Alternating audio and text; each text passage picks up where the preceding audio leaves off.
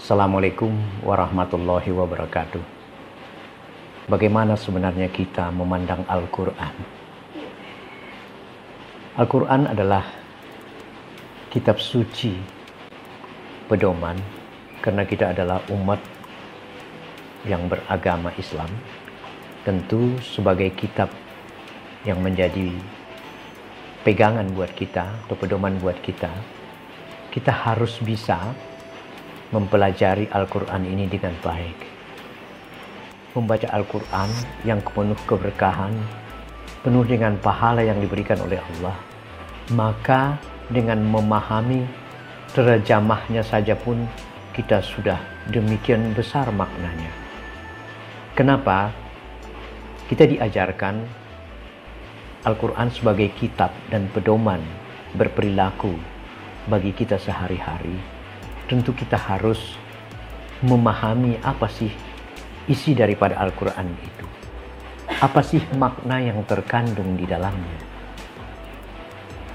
Dengan demikian kita bisa menjadikan Al-Quran secara utuh sebagai pedoman, sebagai pandangan hidup, sebagai pegangan kita dalam berperilaku di dalam masyarakat sehari-hari. Firman Allah ini begitu agung. Ya bahkan ada kalanya seringkali pertanyaan seputar kesedihan dan ketidaktenangan di dalam hati kita. Padahal di dalam ayat-ayat Al-Quran itu terdapat beberapa hal yang terkait dengan atau banyak hal yang terkait dengan bagaimana kita menanggulangi perilaku kita sehari-hari dalam kehidupan. Sudah banyak orang mengetahui, apalagi mereka yang beragama Islam, tetapi terkadang alfa atau lupa, ya, lupa sebenarnya apa yang harus saya lakukan jika saya telah membaca Al-Quran.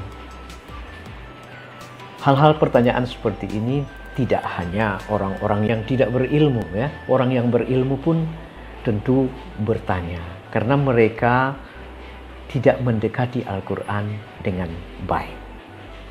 Ya, kita sering mendengar bahwa orang-orang yang memiliki kemampuan membaca Al-Quran, mereka itu mendapatkan keberkahan.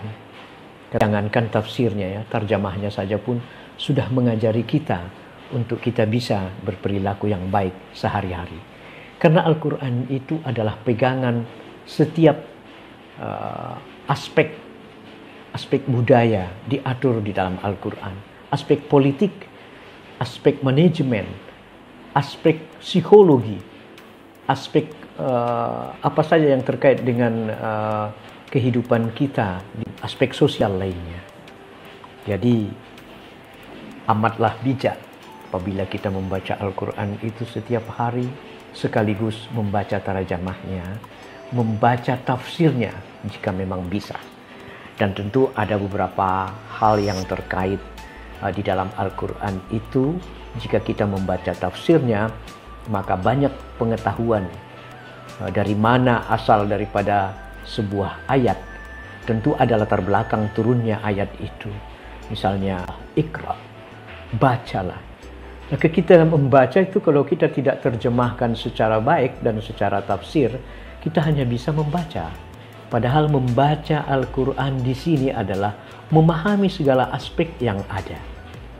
Ya, jadi bacalah Al-Quran, ya, perbanyaklah memahami Al-Quran, niscaya kamu akan mendapatkan berbagai hal yang memungkinkan untuk mengatur jalan, menuntun jalan hidup kamu dari yang tadinya tidak memiliki cahaya atau dari kegelapan kepada terang benderang. Suasana terang benderang itu tentunya kita akan mendapatkan banyak hal. Nah, itulah tentunya yang menjadi salah satu pegangan kita. Kenapa kita disuruh atau dianjurkan atau diminta, bahkan diwajibkan untuk membaca Al-Quran itu. Kita bisa mengutip Quran surat Sad, surah 38 ayat 29-nya.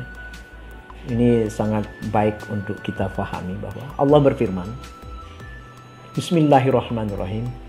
Ini adalah sebuah kitab yang kami turunkan kepadamu, penuh dengan berkah, supaya mereka mentadaburi. Mentadaburi maksudnya memperhatikan baik-baik, mengkaji ya ayat-ayatnya, dan supaya mendapat pelajaran bagi orang-orang yang mempunyai pikiran. Al-Quran saya bagus sekali, saya akan pajang di dalam lemari.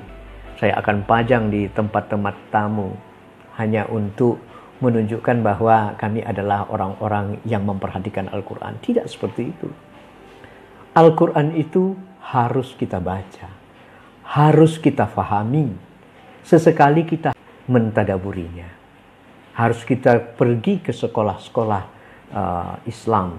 Ya, harus kita pergi ke tempat kajian-kajian ilmu yang di sana diperdengarkan kepada kita makna-makna Al-Quran, pengertian-pengertian Al-Quran secara luas.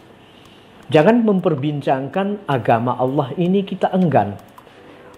Loh, mengatakan saya adalah Islam tetapi enggan membicarakan soal Islam, ini sesuatu hal yang aneh tentunya bagi kita. Oleh karena itu, mulai dari sekarang kita harus menyikapi hal-hal apa yang kata Allah dan Rasul-Nya kepada kita, sehingga kita memiliki keinginan yang besar untuk mempelajari agama itu melalui Al-Quran dan hadis tentunya. Dalam Al-Quran ini terdapat kebaikan dan ilmu sangat banyak. Ya, apa yang dimaksud kebaikan di sini ya? Kalau secara tarjamah kita merasakan kebaikan ini adalah aturan-aturan fikih-fikih atau hukum-hukum yang mengatur kita, berbicara pun kita diatur. Lalu kemudian apalagi setiap hukum yang diperlukan manusia dan dalil yang tegas tentang segala yang diinginkan ada di dalam Al-Quran. Artinya semua hukum fikih yang mengatur kita mulai dari bangun sampai tidur kembali ada dalam Al-Quran. Tapi kita lupa apa kita untuk memahami hal-hal yang tersebut. Kita lupa. Orang seharusnya tidak memiliki keinginan untuk melakukan hal yang jahat. Tetapi dia melakukannya. Karena apa? Dia tidak mendapat pemahaman Al-Quran. Ya, orang yang tidak mendapatkan pemahaman Al-Quran tentu adalah orang-orang yang tidak terbimbing dirinya. Ya kan? Tidak terbimbing dirinya untuk melakukan hal-hal yang kebaikan itu. Ibnu Qayyim dalam kitabnya menjelaskan bahwa yang dimaksud dengan mentadaburi Al-Quran, mengkaji Al-Quran adalah memperhatikan perkataan Allah. Apa perkataan Allah di dalam Al-Quran itu kita perhatikan. Itu yang dimaksud mengkaji. Ya, mentadaburi. Baik secara terjemah maupun secara tafsiriyah tentunya. Jadi kita dituntun, menurut Ibnu Qayyim, kita dituntun oleh terjemah tersebut, kita dituntun oleh tafsir, misalnya tafsir Ibnu Katsir atau tafsir At-Tabari, kita dituntun untuk memahami Al-Quran tersebut. Ibnu Qayyim lebih jauh mengutarakan apa kata beliau. Jika engkau ingin mengambil manfaat dari Al-Quran, maka pusatkanlah hatimu ketika membacanya dan mendengarkannya. Fokuskanlah pendengaranmu dan hadirkanlah seperti seorang yang sedang diajak bicara oleh Allah Subhanahu wa Ta'ala. Kendati engkau tidak melihat Allah, tapi Dia hadir di dalam setiap gerak langkahmu. Betapa indahnya kalimat-kalimat Allah dalam firman-Nya di dalam Al-Quran. Yang tadinya kita tidak memahami, kita pun memahami. Apa yang difirmankan oleh Allah di dalam Al-Quran. Ketika kita membaca beberapa ayat di dalam Al-Quran itu, dimasukkan malam ke dalam siang, dimasukkan siang ke dalam malam. Itu sebuah kalimat yang begitu sastrawi tentunya ya. Jadi bahasa Al-Quran itu begitu sastrawi, menakjubkan.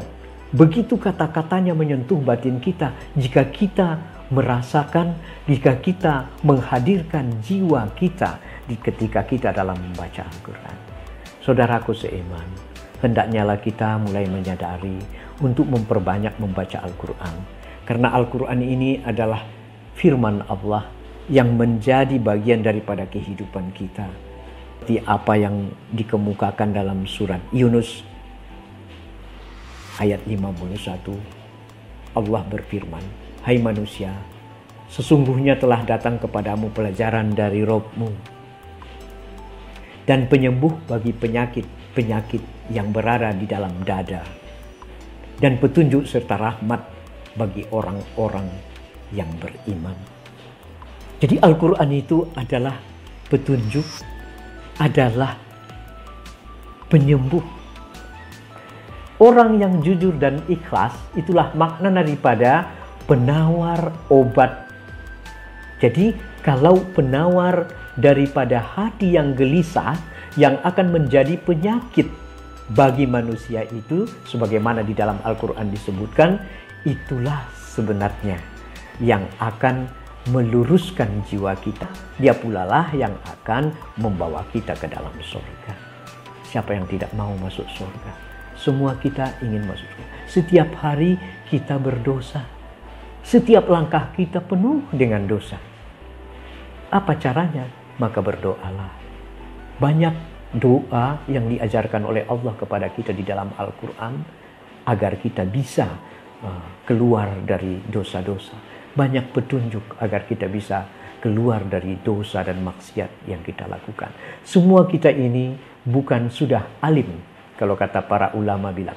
Tapi kita dalam proses pembelajaran untuk menemukan bagaimana hati yang tenang, jiwa yang tenang, jiwa yang ikhlas, ya, yang ingin membawa kita nanti surga Jannatun Naim yang kita harapkan.